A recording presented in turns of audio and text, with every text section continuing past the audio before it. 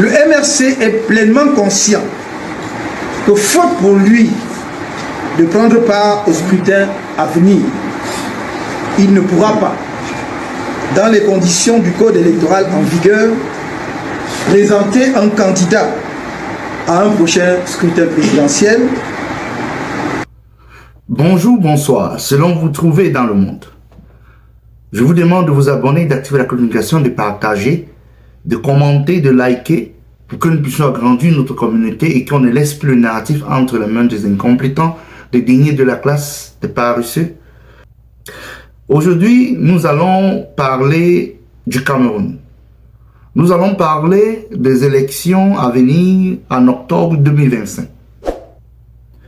Et dans cet épisode, je vais me prêter à un jeu. Je ne suis ni juriste, ni avocat.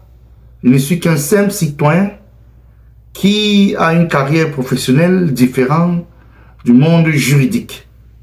Mais je vais me mettre à un exercice qui a été demandé par une internaute du fait que j'ai eu à faire une vidéo sur le professeur Lucien Essomba et a demandé que je puisse aussi écouter la vidéo du professeur Calvin Abayono, qui est un éminent juriste, pour donner mon avis aussi et mon point de vue sur cela.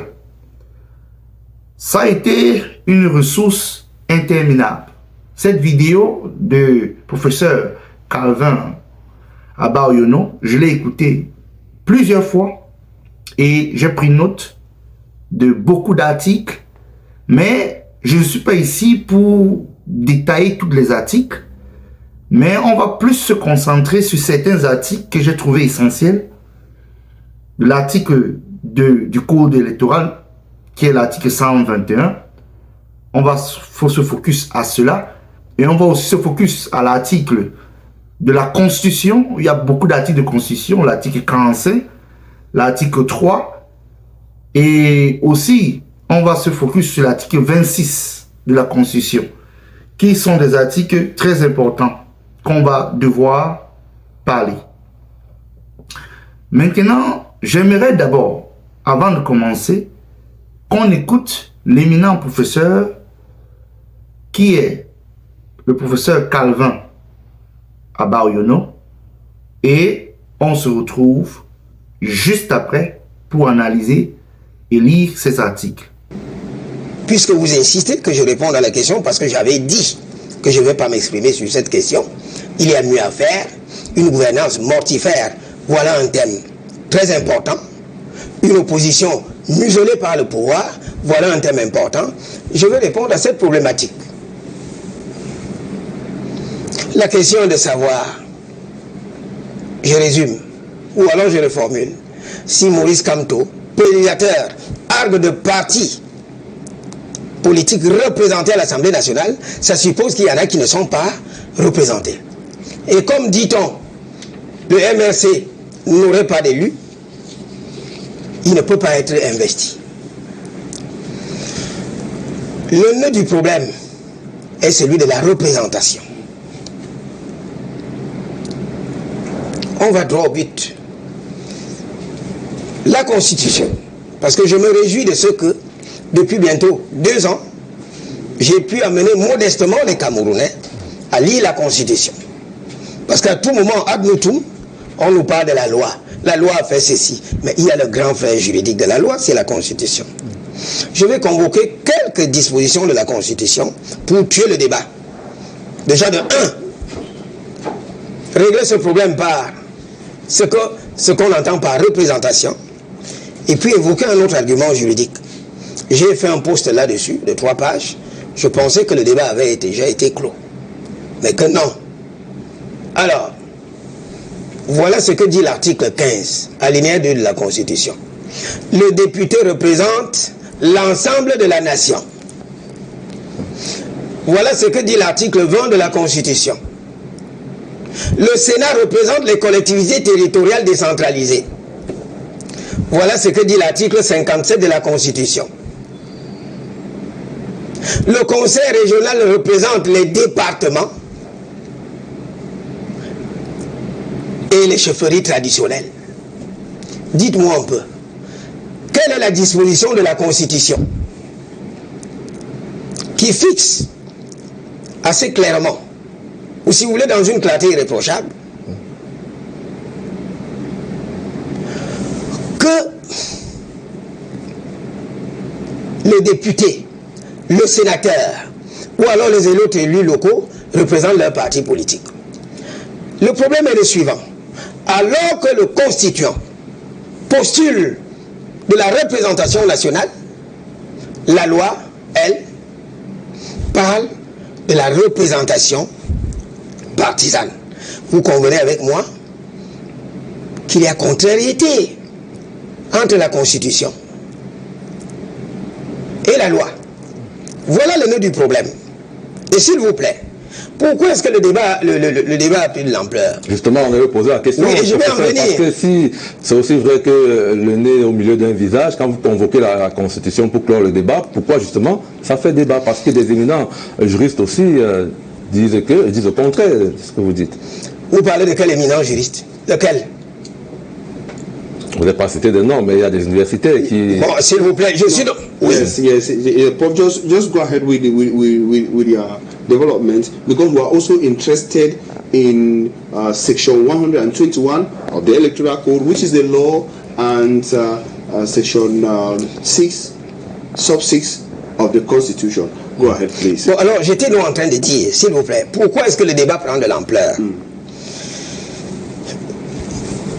Vous savez, le droit est réservé aux mains expertes. Il y a un moment, on a exhumé une vidéo dans laquelle le professeur Maurice Kamto disait qu'il est conscient de ce qu'en l'état de la loi électorale, le MRC n'ayant pas participé aux élections, ne peut pas se présenter à l'élection présidentielle. Vous vous souvenez de cette vidéo? Alors on a dit non, Kamto est incohérent. Non, je vous dis que Kamto est très cohérent. Kamto a bien dit, sous l'empire de la loi. Or, cette loi est non conforme à la Constitution. Déjà, je rappelle qu'en 1996, Maurice Kamto a co-signé un article avec un collègue qui est un frère Sawa sur la nullité du mandat impératif et qui, à l'heure actuelle, est le président de la Commission nationale des droits de l'homme et des libertés. Mais je demande pourquoi est-ce que ce collègue ne sort pas de l'ombre pour dire qu'il a partagé avec Maurice Kamto dans cet article, à l'article 15, à la page 15 de sa conclusion, que la loi n'a pas à être contraire à la Constitution. Que nous, le législateur, se devait de faire ce que dit le constituant. Est-ce que je me fais comprendre? Donc, bon, j'espère que vous avez écouté cette première partie de l'entretien du professeur Calvin Abaoyono, où est-ce qu'il a élaboré certains articles et auxquels j'ai eu à parcourir ces articles. Il a eu à parler des articles de représentativité, où ce que l'article 15 qui parle des députés, où ce que les députés sont les représentants de la nation à l'Assemblée nationale. Il parle de l'article 20 aussi qu'il a eu à parler, mais il va parler dans la suite, qui représente les sénateurs. Il parle de ce que les sénateurs représentent. Les sénateurs représentent les collectivités territoriales décentralisées. Et aussi, il va parler de l'article 57 qui concerne les conseils régionaux qui sont les représentants des chefferies traditionnelles et aussi des départements. Ça sont les articles. Maintenant, le journaliste l'a amené à l'article 121 qui est pour le code électoral. C'est pour ça que le professeur Abaoyono dit qu'il y a un problème au niveau des lois du Cameroun. Parce que le législateur, celui qui avait écrit cette constitution, a laissé ce qu'on peut réellement dire un vide juridique. Et c'est ce vide juridique que le MRC, pour dire des éminents professeurs qui sont proches du MRC, peuvent utiliser pour donner des arguments, pour montrer que ce vide juridique existe. C'est qu'il y a déjà un problème. Et je me dis aussi que ce vide juridique peut-être a été fait exprès par le constitutionnaliste, qui est qui en ce moment? c'est le parti au pouvoir. Ça veut dire qu'ils peuvent avoir laissé vide juridique pour d'autres raisons et maintenant ce vide juridique est en train d'aller à l'encontre de leurs objectifs qu'eux-mêmes ils avaient planifiés. C'est pour ça qu'il dit ça, qu'il y a un problème entre la loi et la constitution. C'est là où il y a problème. Et c'est pour ça que je dis ce sujet-ci sera un débat terrible. Parce que si le MSC reste sur cette option, je me pose la question. C'est en ce moment que peut-être on va dire tout va revenir au Conseil constitutionnel et avec tous les grands juristes possibles, avocats, de pouvoir démontrer que le Cameroun a un problème juridique sur le plan électoral. Mais j'aimerais quand même aussi qu'on lise l'article 121 rapidement qui concerne le code électoral avant de continuer sur le restant de la vidéo. Donc, comme on peut dire ici, dans l'article 121, voilà ce qui est mentionné du code électoral. Article 121. Les candidats peuvent être, petit 1, soit investis par un parti politique, ça c'est d'un. 2, soit indépendant. Donc quand on dit soit indépendant, je vais résumer ça pour ne pas lire tout ça. Ça veut dire qu'il va devoir chercher 300 signatures et ces 300 signatures peuvent venir de certains membres de la société camerounaise.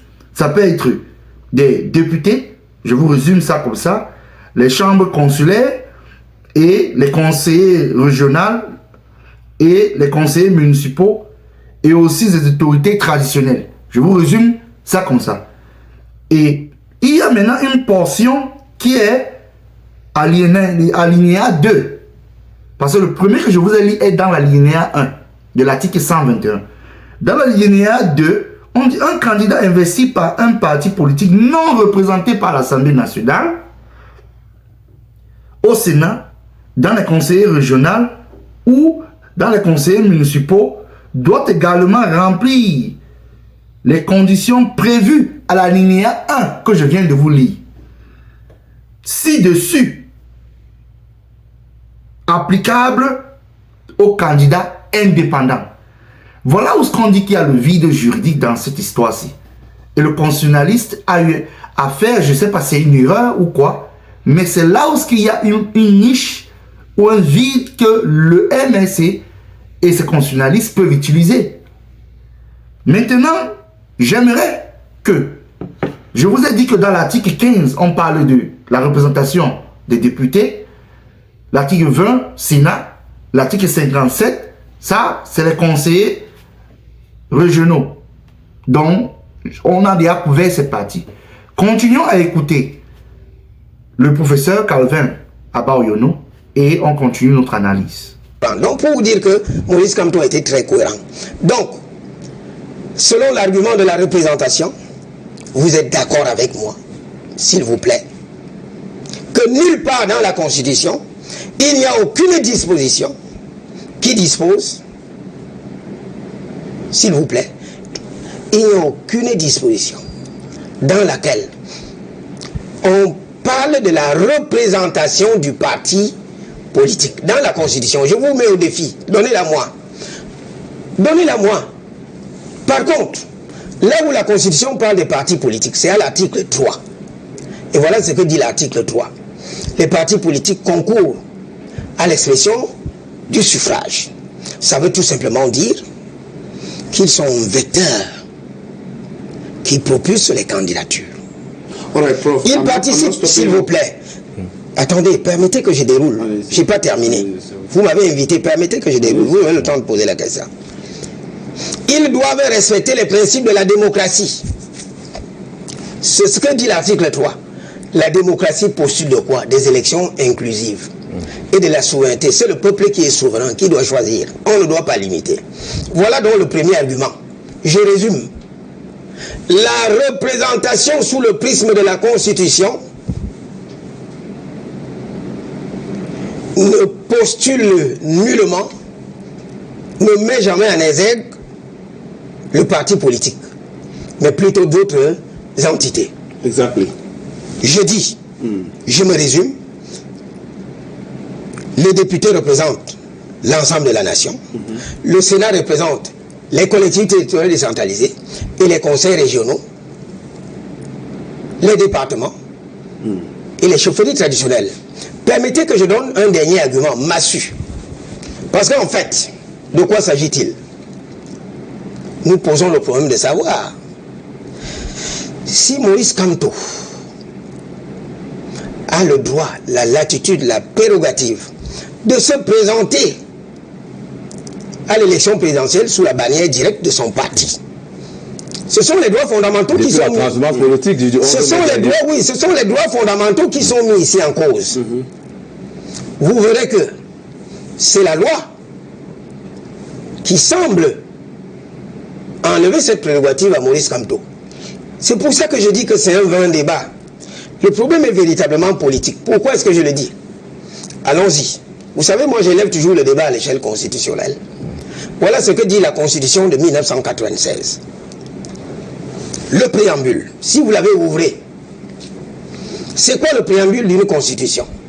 Le préambule d'une constitution est ce premier versant documentaire, c'est-à-dire les toutes premières pages de la constitution avant le dispositif, article 1, 2, 3,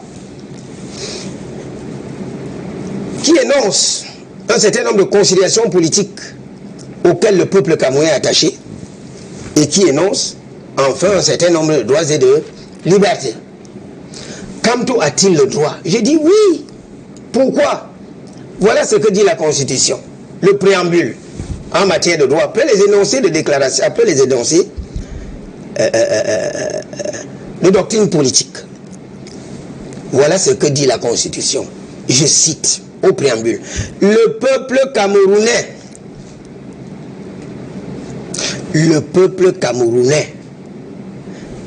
dit que l'être humain, sans distinction de race, de religion, de croyance, a des droits inaliénables et sacrés.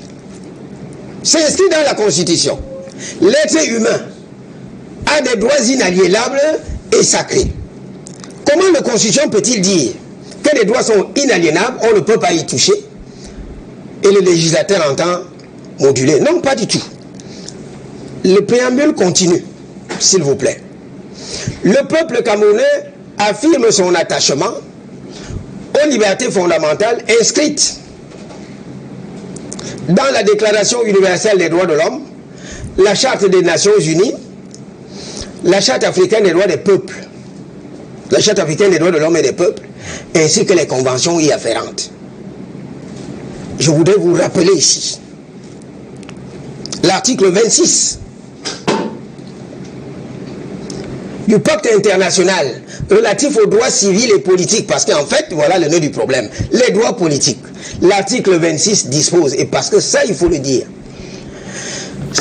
Bon, vous avez écouté cette autre portion du professeur Calvin Abaoyono.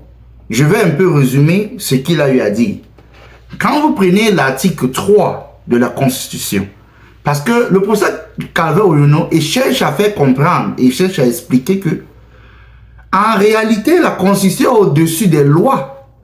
Et si on veut se référer à la Constitution, les droits d'un individu ne peuvent être touchés ou modifiés à travers les lois qui ont été faites pour d'autres systèmes, pour dire le code électoral. Ça ne peut pas être au-dessus de la Constitution. C'est ce qu'il essaye d'expliquer là. J'essaie de faire ça court pour que vous compreniez. Et maintenant, je vais vous lire les articles en question auxquels il a eu à mentionner. Allons sur l'article 3. Sur l'article 3, quand on dit ici, l'article 3 de la Constitution, on dit « Les partis et les formations politiques concourent à l'expression du suffrage. Ils doivent respecter les principes de la démocratie, de la souveraineté et de l'unité nationale.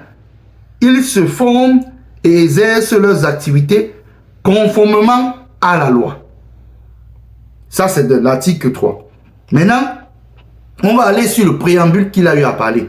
Je ne vais pas vous lire tout le préambule, peut-être parce que je pense que dans son préambule, il a eu à mentionner cela. On dit ici, le préambule, c'est juste même avant l'article 1er de la Constitution.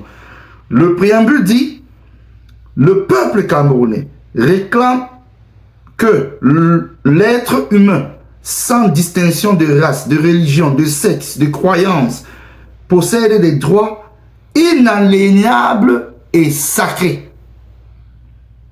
Affirme son attachement aux libertés fondamentales inscrites dans la Déclaration universelle des droits de l'homme, la Charte des Nations Unies, la Charte africaine des droits de l'homme et des peuples et toutes les conventions internationales y relatives et dûment ratifiées, notamment au principe suivant.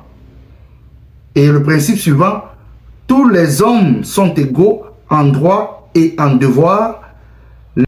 L'État assure à tous les citoyens les conditions nécessaires à leur développement. Ça, c'est ce que le préambule dit. Donc, vous pouvez comprendre qu'il parle de cela. Et il a parlé de l'article 26.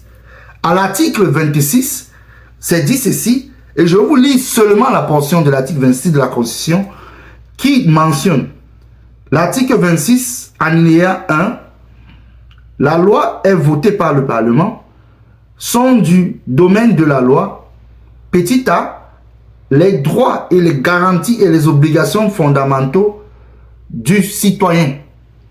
Il faut comprendre très bien. Et on dit la souveraineté et les libertés et de la sécurité de l'individu.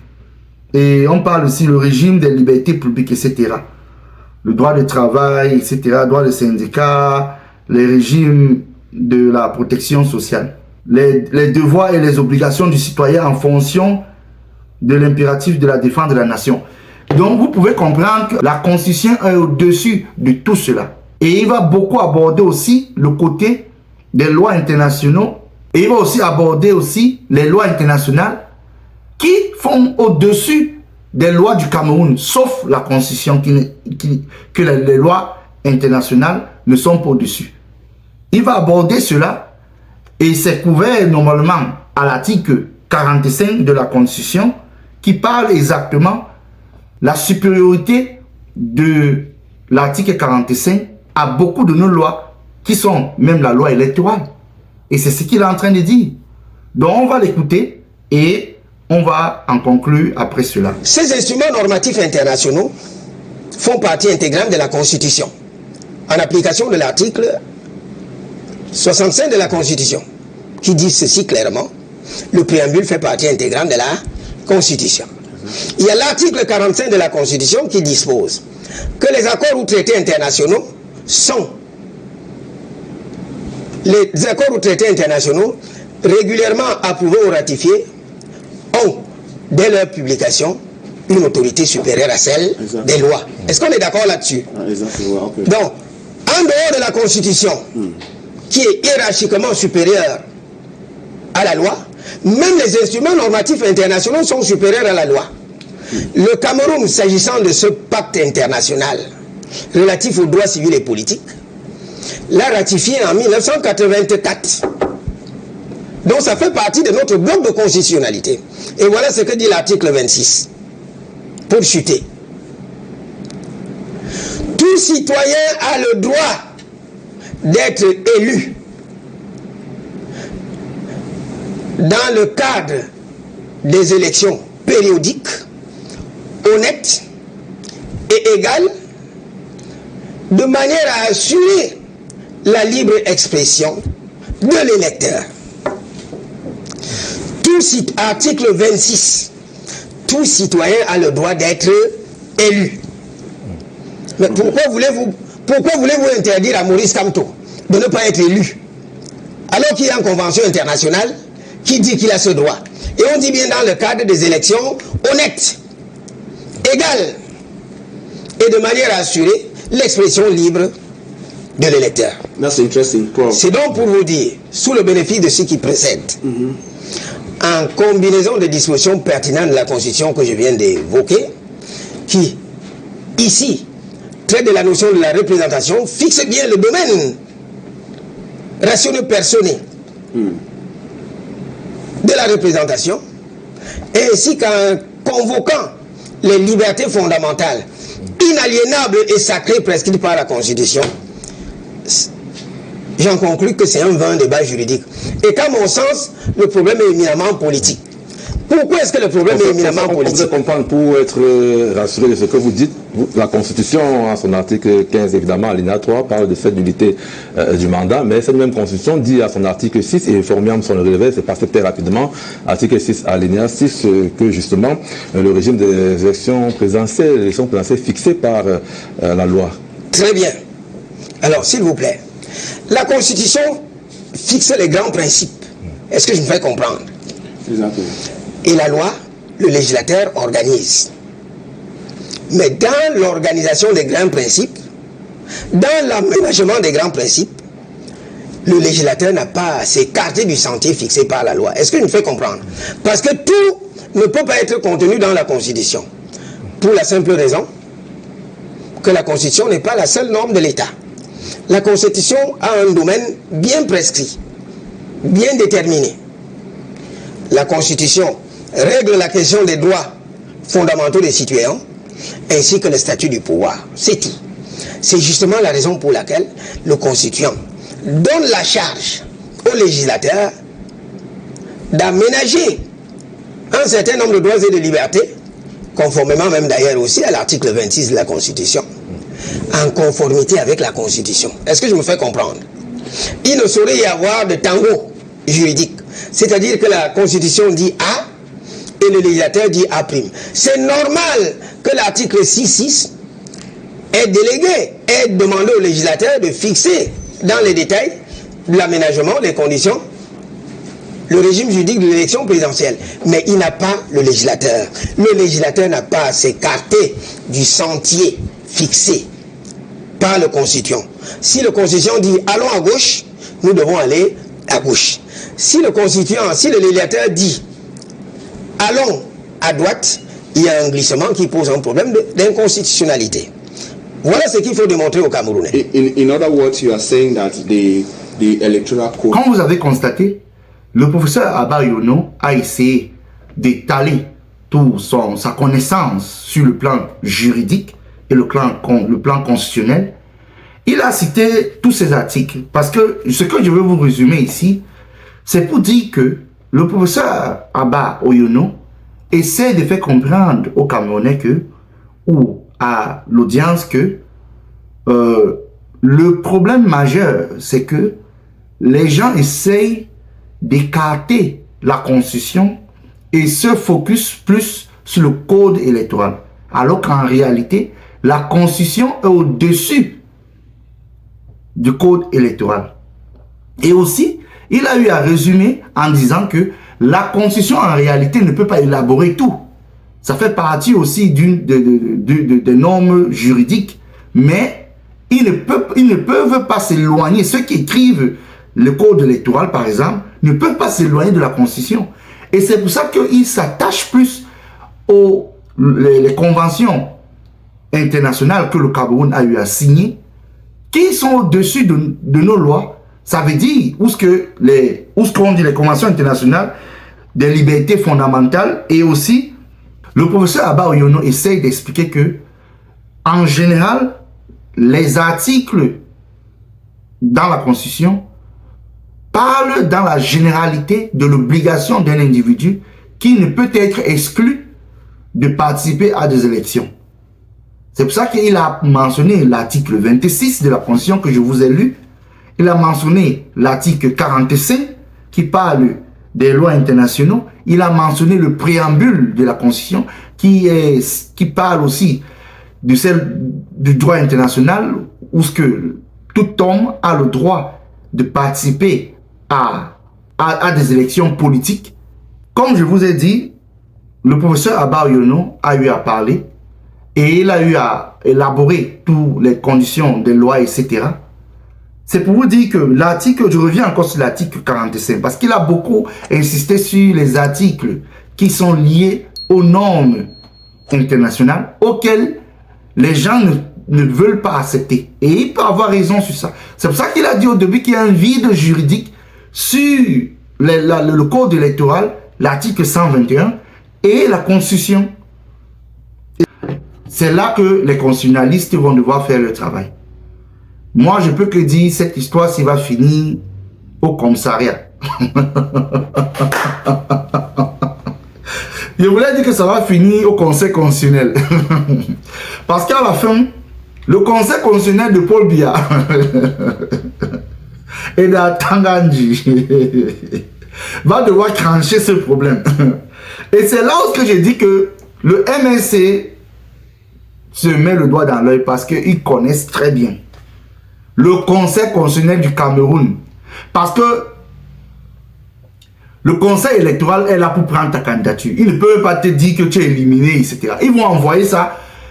Ça va partir au conseil constitutionnel. Parce que quand eux, ils vont regarder, ils vont dire, bon, ils vont se juger, ils vont regarder. Parce que le conseil électoral va seulement dire que vous n'avez pas les élus. Comment est-ce que... Ils vont dire non, vous êtes rejeté. Maintenant, ils vont vous...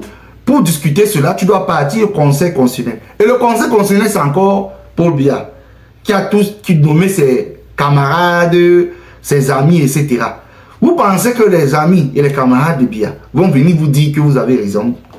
C'est ça que je dis souvent que les gens, les opposants au Cameroun, des partis politiques, vous-même, je ne comprends pas votre problème.